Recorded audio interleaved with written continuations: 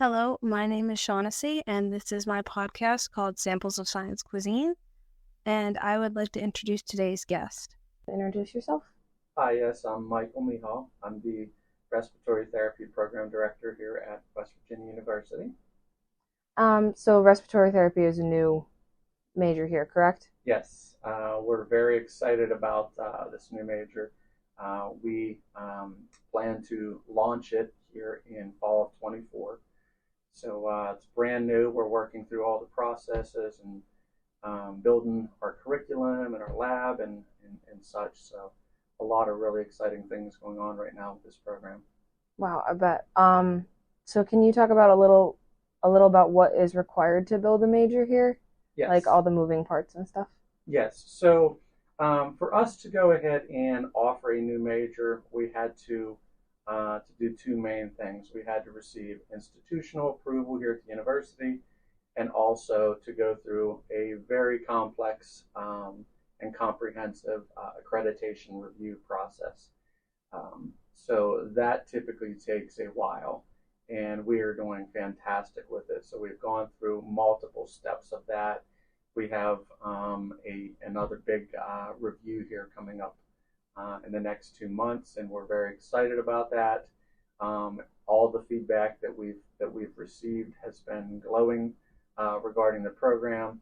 So we welcome that. We welcome that open review process because it validates the comprehensiveness and the effectiveness of this program, the rigor of it, and you want to be in a program that goes through that process because that validates the likelihood that students are going to do well once they graduate. So we're very happy about that. If you go through the accreditation process, there's a better chance for the program to have all the I's dotted and T's crossed, bottom line. So we're really happy about it, and all the reviews so far have been very, very good. So knock on wood. That sounds really cool. Could you describe respiratory therapy for like that as a career for me a little bit? Yes. So respiratory therapy is a lesser known medical profession.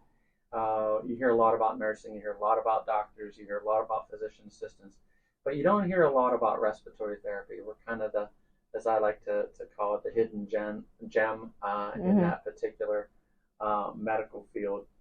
And respiratory therapy is a very, very flexible, very versatile profession. So one of the things that people just don't understand is what respiratory therapy is, what it does, and what's the possibilities. So respiratory therapy, if you think about it in this respect, it's one of the first things that we do as an independent living organism is to take a breath. It's one of the last things we do. Mm-hmm. So any problem with an individual's breathing in between those 2 points, and respiratory is going to be involved. Mm-hmm. So we can do anything from the very basic treatments all the way up to complete management of a patient's breathing machine. So there is many, many, many, many, many things that we get to do, which is one of the main reasons why that we're starting this profession, and the need is there. Mm-hmm. So I think a lot of people I heard about respiratory therapy for one of the first times during COVID, and I feel like there was a major need for respiratory therapists during COVID. Is that assumption true? Yes. So COVID kind of brought to light the impact that respiratory has. It certainly helped to shine the spotlight on us, just because of the significant role that we had in treating that particular population of individuals that were sick. But I mean, we have many, many, many other roles. Everything from preemie babies all the way up to geriatric care. So, but the COVID pandemic certainly increased the need for respiratory therapists. They found that our role even expanded even beyond what it previously was, with things such as ECMO, and meeting potential therapists or specially trained therapists for that. And so it certainly exacerbated or accelerated the process of, kind of bringing respiratory into the light, so that the public can have a little bit better idea of what it is and kind of some of the things of what we do. Overall, I think that the public doesn't understand the versatility and all the different areas that we can certainly work, and I'd be happy to expand upon that, later. But the COVID epidemic, pandemic, it certainly helped to bring respiratory into a more clear perspective of the general public. It's sad that so many people got sick and everything, but we certainly were proud of our role in helping to manage and minimize that to the largest degree that we could. So. Yeah, definitely. I know before COVID, you don't really see like respiratory therapists on medical TV shows or anything like that. So my perspective of it was, oh, they just intubate people when they need to be intubated. That was my perspective. But after COVID, I learned that it was so much more. And even from what you just said, it's a very expansive field. Right. It is very, very, as I like to describe it, it's a very dynamic field. If you are looking for something that is more narrow scripted, more narrow-minded, this is probably not a good fit. If you want something where you have almost unlimited possibilities of where you can take your career, this is a fantastic field. And some of the things that I like to bring up, regarding specifically our program, is that it's a bachelor's program. That is very unique in this particular field. So it's only one of two in the state. Wow. And even nationwide, there's around 60 some bachelor's programs. So it's a very limited group of bachelor's level prepared, programs. So that is really unique. The demand for respiratory therapists right now is just off the charts.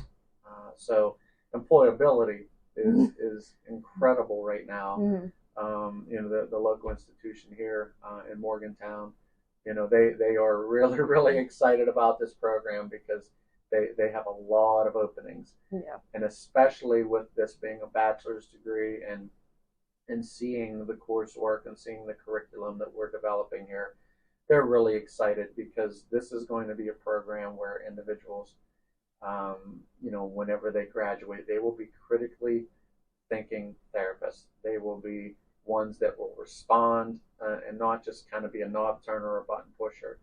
You are going to be critically thinking. You're going to be working with the physicians there at the bedside, if that is the route that you choose to go into critical care. And so we're really excited about it. And what else can I? So kind of going back to you as a person, when you were in college, what major did you choose? I was kind of undecided whenever I went into school, and it was kind of interesting with me. I had an injury playing sports whenever I was younger, and I was in the ICU for quite a long time, and I knew at that point, whenever I saw how people worked with me and helped to get me better, that I wanted to do something in medicine and wasn't quite sure what that was. So, I looked around at different options, and some of which are here at the university, and I found respiratory. And the thing that really intrigued me about this particular professional path was its flexibility and versatility. So one day, literally, if you're at the hospital, one day you can have, the general floors and just be treating, low-level general care. The next day, your assignment can be carrying a trauma pager. The next day, you can be working in a NICU. The next day you can be working and doing outpatient diagnostics or doing bronchoscopies, all with 1 degree. So there was always something that was, if you choose that particular route, that you can pursue, and you also have the option that you can specialize. That a lot of people don't really know either. So for myself, like I love babies, so that was one of the things that I wanted to specialize in. And I got my neonatal and pediatric specialization, and it's optional. It's nothing that's required. There's also an adult critical care specialization that I got that. There's also a certification for pulmonary function technology, and I got that. So I had outpatient, I had adult, I had neonatal, and those are all optional, really. But once you graduate from this particular program, you'll sit for your boards, and they will do well. This curriculum is, built for students to do well on their boards, to be critically thinking therapists, then to move on and be able in a position where that they can accelerate, move upward in this profession. So they'll have management classes, they'll have education classes, they'll have all of those things along with the standard respiratory components as well. So it's quite an exciting time as you can see, and that's just kind of how that I am. This is how I am in the classroom as well. I'm very genuine, and I'm also very passionate about what I do. I love to be around students and to be in the classroom with them, and to see the information and the analytical types of things that I'm educating these students with, to see them carry that out in the clinical fields, which is another really, really unique aspect of this program, where that students will generally have classes in the classroom. Let's say, for an example, let's say at Tuesday and Thursday, they'll be in the classroom with myself or the director of clinical education, so those professors, and then Wednesday and Friday, they're at their assigned clinical sites. So what that allows is it doesn't mesh, it doesn't mix so many things in the same day. So it allows for a nice separation of the two, the clinical and the didactic. What that also does is it still allows enough of an integration where that the same information that you're taught on a Tuesday, you can see in practice on a Wednesday. It also allows the professors and clinical instructors to come out that are teaching you in the classroom and work with you guys at clinics the next day. So it allows for reinforcement upon reinforcement upon reinforcement of those skills and knowledge sets. So really a really nice way. That's kind of one of the things that the accreditors look very favorably of. How do you integrate these things? You don't want to have, I'll be honest, I'm not a big fan of teaching all your classes for a year or 2 years and then have 2 years in the very end with your clinicals. I'm not a big fan. I like to integrate the two as you're going through, because it allows for repetition and reinforcement of the materials that you were just taught or recently taught. So, but yes, so really exciting. That's very interesting, especially with the integration, because you really see that with typical nursing students, they have a lot of their clinicals towards the end, and they're doing their clinical in geriatrics or pediatrics, which does work. Does I'm not saying, but it doesn't work for everybody. Right. I find that in doing this over 20 some years, this works very well. Yeah. This works very, very well. Being an educator for that long, and being able to reinforce those concepts essentially, in a short turnaround time is quite impactful, especially whenever it comes to how they're doing on the boards or how they will do on the boards. It is monumental, a monumental difference with in my opinion, in doing this. And so, yes. Oh yeah, definitely. So what does a typical day look like for you in your role? As a program director? Yes. And professor? Yeah. A typical day for me as a professor and program director is teaching. Clearly, even though I'm a program director and professor, I also will be out there teaching. So myself and the director of clinical education will be highly involved in the curriculum delivery. So, that's one of my favorite things, is to be in the classroom and to see the light bulbs kind of come on, and to see the students starting to make the connections. So lots of classroom instruction, as well as meeting with students, talking with students. I'm a very, very student-centered person. And I say that purposefully, saying person, and kind of put the professor on the side, because if you are a student in my program, you know that my door is open. You can come here at any time to sit down and say, hey, I'm not getting this concept. Hey, I don't quite understand this. Hey, this happened at clinics. What do you think of this? I'm a very down-to-earth person whenever it comes to that. And, so, I welcome that. I welcome that. That's how I've always been. That's how I always will be. I want students to feel comfortable coming to me about anything, whether that is academic challenges, or if you have something that came up at clinics, or something like that. So I am very open to helping my students, because if there is nothing else that students or prospective students or families, moms, dads, can take away from this conversation that I'm having today, is that I am vested and committed to the success of my students. And if I see that a student is dipping in their grades, I'm not going to wait till the end of the semester and say, hey, Joe, hey, Jenny, what happened, after the fact. Yeah. Once I start to see, or if we start to see any types of trends, we will pull those students in. We will follow up with them. We will create a student success strategy, which is an SSS plan, as we call it. And we will create a plan so that they can hopefully, make that turn and succeed. Because it does no one any good to go through this whole process, to all the money that's involved, and the time, and the everything that's involved, and come out and not be successful. It's just not good. It's not good for the student. It's not good for the university. It's not good for parents. It's not good for future employers. So we are very cognizant of that, and we will do everything that we can to help students.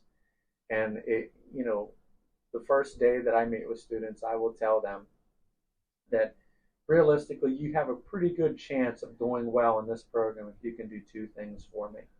But you got to do them every day.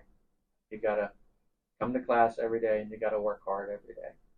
And if you do that, you come to class and you work hard, you're going to get the information, and we are going to work with you every step of the way to get there, and to be successful, and become an elite thinking, critically analytical type thinking therapist, because that's what's really, really needed, especially in the field. And there's so many different areas that you can go into with it. But so day in the life, that, and then I also have the administrative aspect too, that I do advising with students. I meet with administration regarding updates on the program, and things that that I would like to help support my students, because I will go to bat for my students 24/7. I will guide them. I will help them. And if that comes to administration, if I see that there's a problem, that we need X piece of equipment, or any negative trends that students are bringing to my attention, I will be happy to go to administration and put on that professor type hat, director type hat as well. So very versatile. Yes. So kind of going on the same theme with that question, what is a commonly held belief about your role as either an administrator or professor that you passionately disagree with? That's a really good question. Can you say that one again? Yeah, you're fine. What's a commonly held belief about your role that you passionately disagree with? And you could take some time to think about it.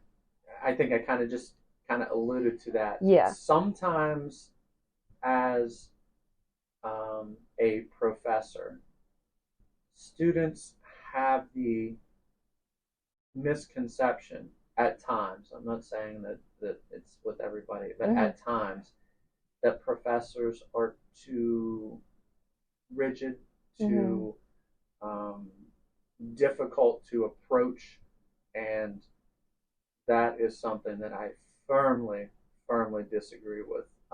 That I do not want to be that way. I never want to be thought of as being somebody that a student that's having some difficulty with academics or clinics can't come to me and talk to me. That is certainly something that I vehemently disagree with. I want students to feel welcome to come to myself or the director of clinical education, and because if something's bothering a student, academically or clinically, we bring it to our attention, and if there's anything that we can do to help with that. But I just think that too frequently in academia, if you are a director, or if you are a professor, or if you are a dean, or that so many times students are reluctant to go to them and speak to them because they feel like, oh, they're kind of high and mighty, and I do not, I am not that type of an individual.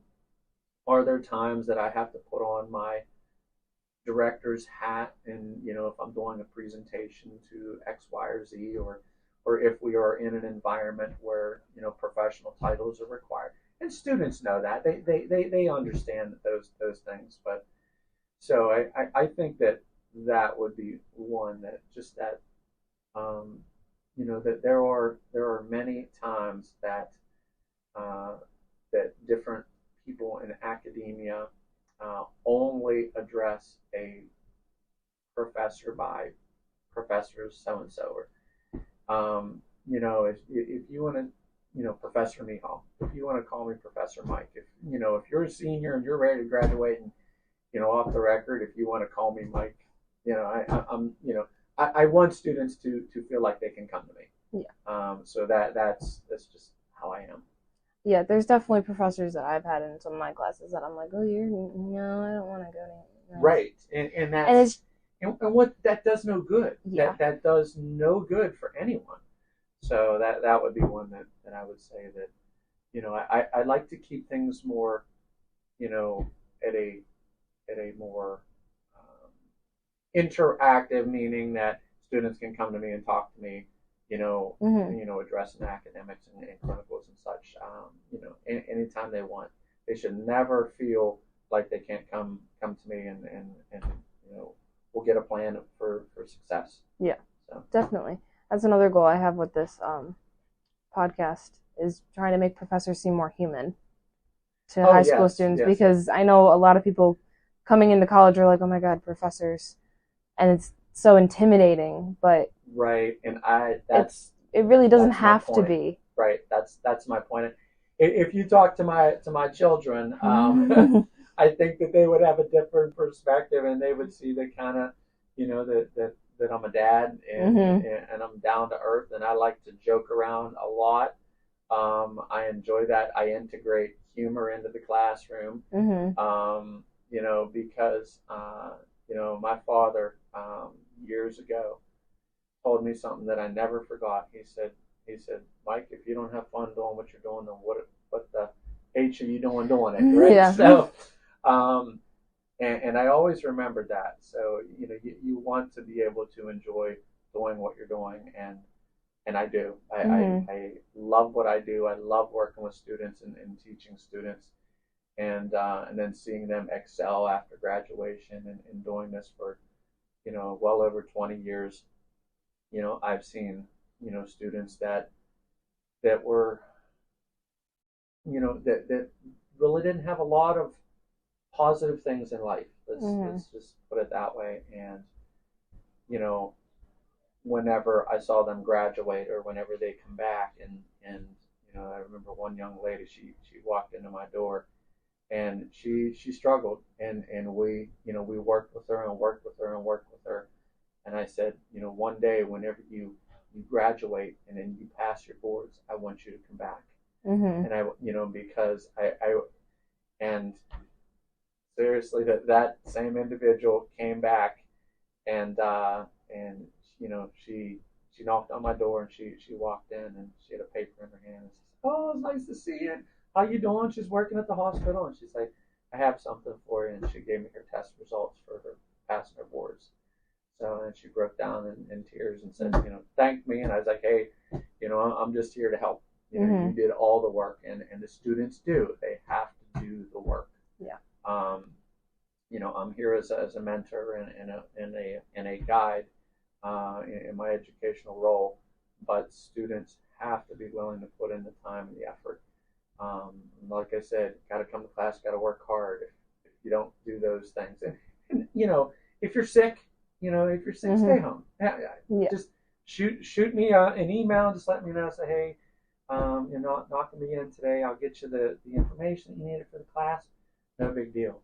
But if you end up missing 15 classes in a term, it's not going to, because whenever I have the students in the classrooms, I'm very interactive with my lectures, and calling on students, because I want to know that students are getting the information. Yeah. So and if you're not there, it's hard for me to know that. It's hard for me to get those messages and that information across. It's more difficult. It's more challenging to do it that way. But it's the program is quite unique. It's quite dynamic. It's going to only have 16 students in the first cohort. So you're going to be in a small group. You're going to this is who I am. This is how you'll see me in the classroom and hear me in the classroom. And it is going to be something that students also can be proud of. We are, with our first class coming in, I'm setting up the bylaws for Respiratory Therapy Mountaineer Club, or RTMC. And then students will elect officers. They will plan events. They'll plan, to go to conferences. They'll raise money. That's up to them. I want them to take that as far as they want to go with it, because this is something that, I want to be proud, want them to be proud of. Yeah. So I'm really excited about that. Very interesting. So going back to you for one more question, actually two more questions. What in your entire education, you can go as far back as you want to go, what has been your biggest failure or biggest thing that you've regretted? And you can take some time to think about it. What was it? Biggest failure or thing that you regret? The biggest thing that I can say that I regret is not getting into the educational side of respiratory sooner. Okay. I always thought that, working in critical care, or working in a neonatal pediatric environment, or working in trauma, that's where I was meant to be. But for many years I was comfortable with that, but it just always seemed like something was missing. And the time that I did make the change over, and it wasn't because I was dissatisfied with anything. Both of my children, my son that was just born, he was very young. So I wanted to try and be there and have a little bit more consistency with my schedule and stuff like that. So plus the education just intrigued me. I always loved working with students. I'm very passionate about what I do and what I have been doing for years. And that resulted in me exploring, hey, let me check out to see if I like the education side, and I went became a program director, and been doing that for almost 20 years, and love it because I love the reward that I get is graduation day. Whenever I see all the hard work that these young men and women have put in, I've had I have a small. I'm a very humble person, so I consider myself to have a small role, but the main role here is the students, and then to see them succeed and graduate and to pass their boards, and then to be working in an NICU or PICU, and to be developing, different strategies to deal with COVID. A lot of my graduates did some really great things, with COVID and the interventions there as that plane was flying, kind of building it as, with some of the strategies that they had to do regarding some different things. So, but it is, I would, say that I wish I would have got into it sooner, just because I know I've seen how much that I've enjoyed it in the time that I've been in it. Yeah. So, kind of flipping gears there, what's your biggest success? Biggest success is every single student that I've ever contributed to them graduating. That's it.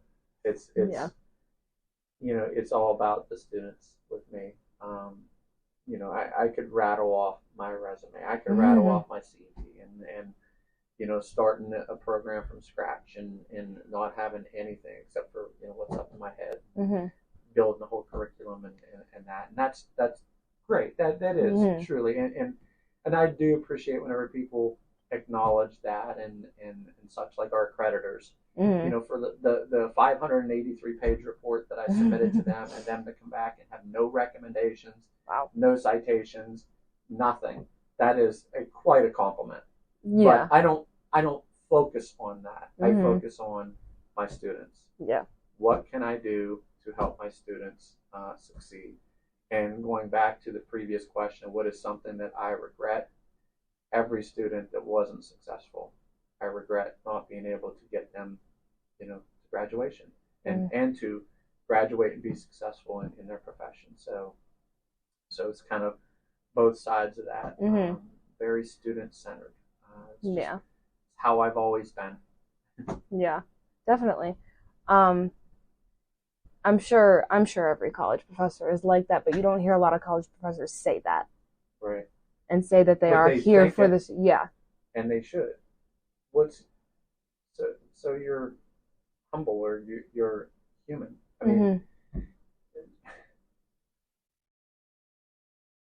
let's just say that I'm not that way. I interact with my students. I work with my students very closely, and there's nothing wrong with that. That showing that you're human and that you can interact with students and you can laugh with students. And I've had professors that I've worked with where that they didn't feel comfortable laughing in a classroom. I'm not saying laughing at someone, laughing with or often, making it fun, right? And I often do to myself. If I forget a word, or I'm writing on the board and I write something and I misspell it, and I was like, oh my goodness, I laugh at myself so that the students kind of feel more comfortable. But yeah, I wish that wasn't the case, across the board in academia. But there are some out there that are different. Just put it that way. And there are some incredible people teaching out there, that I've had the privilege to work with and do now. And so I don't like to put down academia either and other professors. That's not who I am. Sometimes I wish they could loosen up a little bit, but that's that's just my personality. But yeah, everybody's different. Right. It's very interesting to hear from a professor who's devout student oriented. Yes. Oh, absolutely. And to hear a professor say it is not something that you hear very often.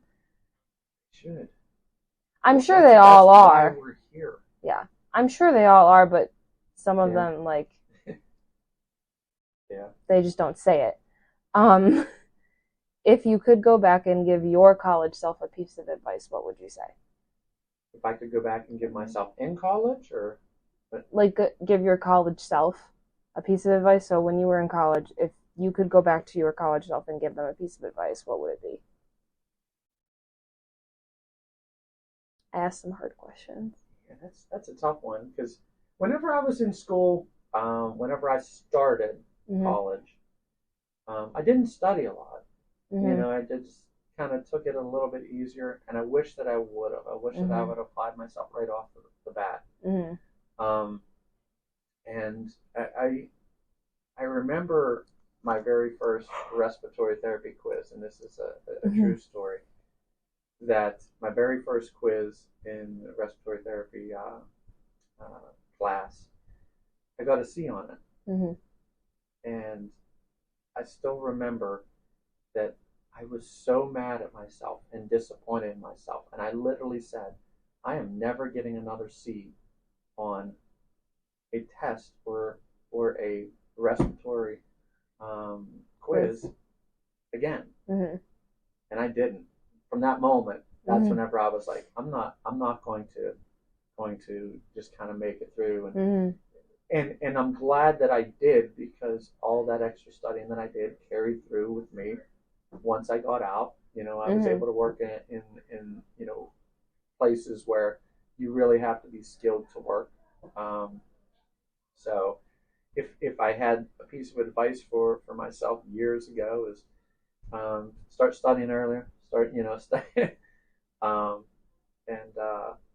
the other thing is, once I started studying, you know, really heavy, I didn't allow myself to enjoy college life as much as what I think I should have. And I kind of regret that a little bit, but, you know, I got the academia side, but I wish that I also would have enjoyed college life and allowed myself to enjoy that a little bit more, but I kind of focused on my academics a bit more. Just didn't allow myself to have as much fun. But, hey, that was a choice at the time, but yeah. So now switching back to your students that you see, what's a piece of advice that you could give them? Balance. Balance your academia is fantastic. Academia should absolutely be toward the top end of your commitment list. But if you go all in with just academics, and, you know, your personal life is a disaster, it's, you know, so I tell my kids this as well, in my family, that, you know, to me, one of the keys to life is balance. Does that mean that you have to do your academics? Yes. But you also have to have some downtime. You have to be able to go out with your friends or your family, your you know, your girlfriend, boyfriend, wife, you know, husband. You have to be able to have some downtime to decompress a bit. So being able to balance that, being able to balance the time commitment, those are things that I think are very, very important for young men and women, especially today. You know, and I find this challenging with my kids too, that are on their technology and their phones. And you know, at times I say, hey, you know, if we're sitting down at dinner or going to dinner somewhere, hey, let's put the phones away for a little bit, and, you know, because you just need some. There's 100% of the time, there's all this, you know, information that's coming at you through technology and through, you know, things at school and, you know, academia, and you don't really have time to just decompress and relax. So if there are things that you enjoy doing that are productive, that are enjoyable to you, you know, clearly, you know, without going overboard. If you enjoy reading, if you enjoy biking, if you enjoy fishing, if you enjoy, you know, listening to music or playing music, do it. Balance yourself, because if you go too far one way, you're going to be miserable.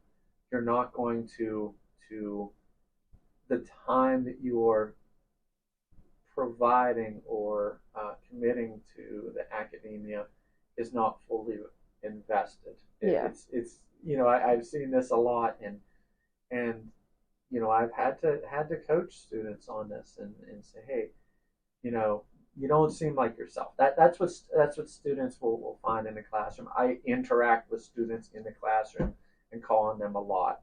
So if a student kind of seems off a little bit, I'll say, you okay? Is there anything, with the academics? And, I don't like to get into personal stuff. I'm not saying that I'm a counselor or anything, but, if you needed help to get, a counselor, that I can help to get you that assistance, in my students. But I just see my students on a more, even plane whenever I'm working with them and educating. So, but balance is so important. It's so important, and a lot of people don't necessarily think about that, but I certainly do.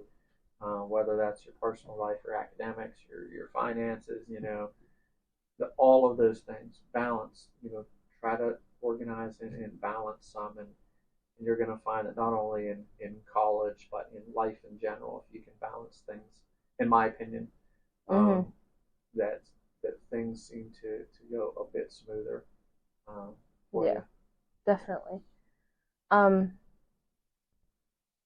So that was your one tip for students, is balance. So what would be a tip for you to have? Would the same tip be for high school students? Absolutely, because it's a lifelong process. Yeah. That yes. So for high school students, that particular process is a little bit different, because they're still trying to figure out kind of which path they may want to go down. Where students in college have already selected a path in most cases to pursue, and now it's just like, okay, this is the path I'm going. I need to focus my attention in that area. Yeah. Whereas high school students are kind of more sitting back and kind of looking at what options are available to them to try and see a couple things.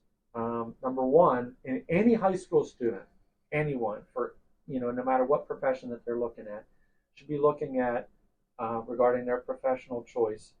Is it in demand? Okay, what's the chance for your advancement in that profession and field, and what does it pay? You don't want to go through all the process of things regarding your education, and then graduate, not have a job that's for a reasonable chance of getting a job, have a very stagnant ability to not be promoted, and then not be making good money. And in respiratory, we're doing fantastic in all three. We are in incredible demand. The chances of advancement with a bachelor's degree is very, very, very high.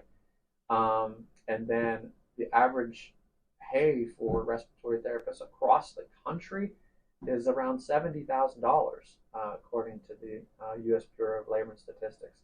So in this region, it's a little bit lower, but we're not talking much. So, and then you can kind of go up from there. There's overtime, and there's specialization, and so for high school students, whether it's respiratory or whether it's whatever you choose, engineering, you certainly want to ask those questions. That you want to have a good return on your investment whenever you get out. You want to be in demand, and you want to have a chance to accelerate and move upward, with promotions and things like that. And we're in a very, very good position for all three with respiratory. So the other advice that I would have for high school students is, look into different options and inquire. If respiratory is something that you're interested in, you can shoot me an email. I'm happy to sit down with prospective students and their parents, answer any question they have. My door is open. I can show you the facility. And I think that for this particular profession and this particular program, we have it's an incredible opportunity for students that are considering something that is medically it's a medical profession. You have the clinical side where you're working with um, patients directly. The math requirement is not excessively high. Mm-hmm. The other thing is the chemistry is not excessively high. So those are things that some students that are just like, they have the misconception that just because it's a medical profession, which respiratory is, that there's going to be a ton of math and there's going to be a ton of chemistry. No, we take the basic chemistry that we need to know, and I think it's one level. It is one level of chemistry. That's what you need, okay? And we take the additional chemistries that you may have had to have taken that you may not be able to apply.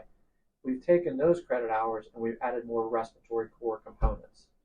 So you have more respiratory stuff. The chemistry that is needed, okay, the basic chemistry is applicable into things such as, physics and gas laws and things like that. So basic things.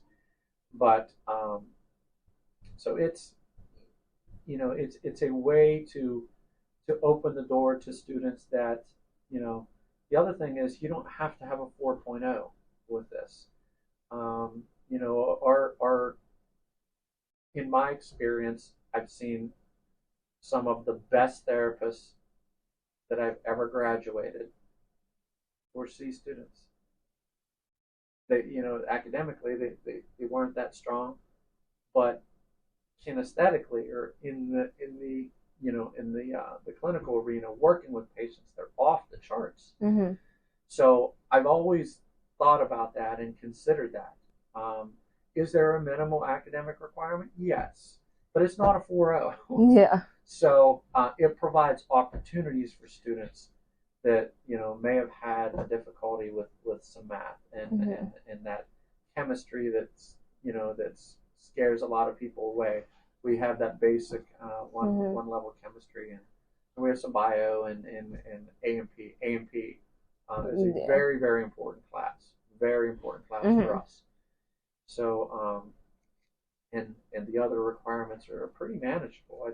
2.75 for high school students is a minimal starting point. For consideration, so you can see, and then once we get those candidates, then they're evaluated, and but that provides the opportunity for students to have this as an option. Yeah, definitely. So to kind of start to wrap things up a little bit, what is one question or topic that you wished I'd asked, and how would you have answered or talked about it? One topic that you wish that I would have asked: technology. What do we offer here that is different than everywhere else? The facilities, the curriculum, the clinicals. It's all about what you put into it and what the program can provide. You're going to get top-notch, experienced instructors and professors. You're going to get elite clinical facilities that are, within the WVU medicine system. The technology, whenever I came here in administration and I were sitting down and discussing what was needed, and I said that this is the lab that we really need. This is what the accreditors are going to look at. This is what I need to maximize the outcomes for my students. And administration never batted an eye. And actually, they're in the process of building our lab right now. So we expect that to be done here in a little over a month. Oh, wow. So we, you're going to have state-of-the-art classrooms. Here's another example. So in places where that I was previously employed, equipment is a little bit more challenging sometimes to get. Here at West Virginia University, we have a cohort size of 16 students. Mm-hmm. So that's it, 16 students. The ventilators, the big mechanical ventilators, life support systems. Usually you'll have 1 or 2 to teach a class. Mm. We have 16. We have a 1-to-1 ratio. Wow. If you want to learn and you want to practice, you don't have to wait on Joe or Jenny or, 2 hours for them to go through and practice their stuff on the ventilator. You essentially are going to have a ventilator to use. Yes. Wow. So that is an incredible advantage. Yeah. So we are very, very proud of that. That we're getting the best equipment, the newest lab, brand new lab, all of our clinical facilities. I mean, they are just extremely eager to have us, start our rotations there. And once we go through and we get through our accreditation process here, we are anticipating and extremely hopeful that in March we'll be able to make our official announcement where that we can kind of open the doors and officially start to enroll students, and that's the big plan here, and we're really excited about that. One piece of one recommendation that I would have for students is to not wait around. If this is something that interests you, reach out to me. I will give you all the information about the program so that then you can make an informed decision. Mm-hmm. If this is certainly something that you want to pursue, and then once we get the accreditor's approval, we can kind of keep you in mind that if you're interested, then we can let you know, and you can go ahead and apply once we receive that approval. I believe in there is a very good likelihood that these seats are going to fill very, very quickly. Mm-hmm. Just judging by just conversations, people hearing about the program and hearing what it will offer, those seats are not going to last very long. They truly aren't. There are other things, other programs out there that we can take 30 or 40 students, and we're more smaller. We want to concentrate on our students here.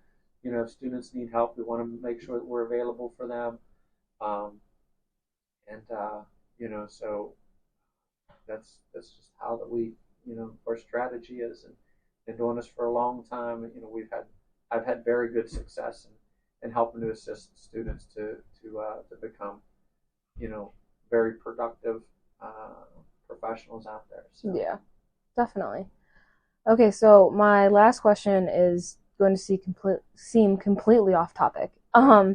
My name of my podcast is called Samples of Science Cuisine. So kind of to be a little bit of a quippy, positive ending, what's your favorite type of cuisine? Italian. Yeah. Oh, a lot of people say Italian. Yes. I like Italian. Yes. Actually, my wife and I are considering going to Italy here. Once everything settles down and such, but it's something someplace that we've always wanted to go, and God willing, we'll be able to get there one day. Mm-hmm. But I love Italian. We had it yesterday, and it just my my background is Italian, Czechoslovakian, so. My dad, he would make spaghetti every Sunday, and just what I grew up with, and but that would be my. I'm pretty broad. In that aspect, but Italian number one, I would say for me. Definitely. Well, thank you for talking with me today. It was very informational and very enlightening conversation. Yes, absolutely, and. If anyone wants any information, about the program, then I'm sure that you can provide that. Yeah, I'll take your business card, yes, and I can put it in the description. And should you want me to say it through the? You can say your email, yeah. Yeah, my email is michael.mehall, MEHALL @ hsc.ws. wvu.edu.